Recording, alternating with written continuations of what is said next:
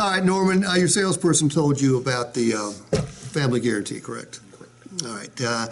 Let me ask you this. How did you like the sound of the fact that if you get a ding or dent, somebody else is going to pay for that ding or dent for you for the next year? Sounds fantastic. Buffing out your paint if you get a scratch, cleaning up your wheels if you scrape them, and that key fob, getting that thing replaced, because that key fob, Norman, isn't a key, it's a computer, okay? It's got a chip, requires programming.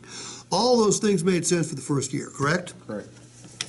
How would you like to stretch the coverage out to 2, 3, 4, 5 years?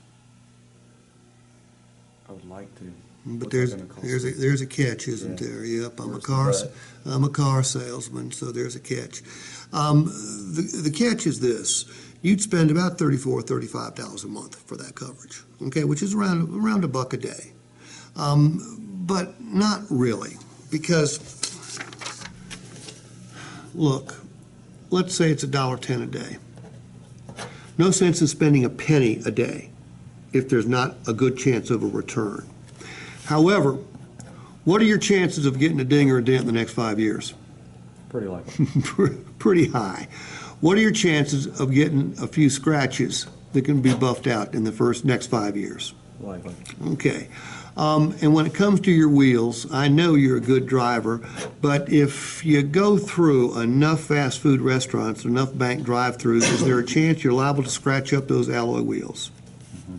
I don't know if you've ever lost a key fob, but if you have, you understand that it's $2, $3, $4, even $500 to replace.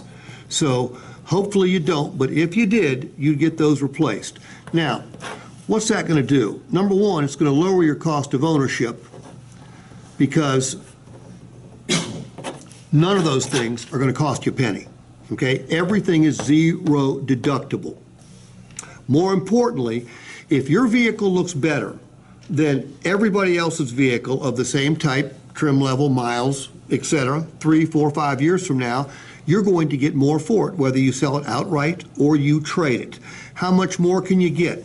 Well, on a vehicle in your price range, and the average price of a new car these days is $40,000, so let's say in 5 years it's worth $20,000. Well, if you can get $22,000 because the exterior looks better and the interior is in better shape, you know what that $1.10 goes to? About 10 cents a day, or about $3 a month. Makes sense, doesn't it? You know, I'm big into math, okay? I want to show them the lowest possible cost. Did I tell him, you know, did he tell me he might get a ding or a dent? Did he tell me he might get a scraped up wheel? I'm leading him, don't get me wrong. And I always write and talk at the same time. I learned that when I was a finance manager. You know, when I was a finance manager, I had nothing fun to sell. In fact, when I was a finance manager, it wasn't as nearly as fun as it is these days, because all I had was an extended service contract that was a 3636, because all the factory warranties were 1212s at the time, and I had credit life and credit disability. That's all I had to sell. You know what my buy rate on a new car was? 19.6. That was my buy rate. And the only reason my buy rate was so low was because that was the state cap. Prime was 22%. But I will tell you this, you know what percentage of my customers were upside down when they came in? Upside down referred to a pineapple cake. Nobody was upside down. Why? All short term. 36 months was my max term. My most lenient lender had to have 25% real cash or real equity down.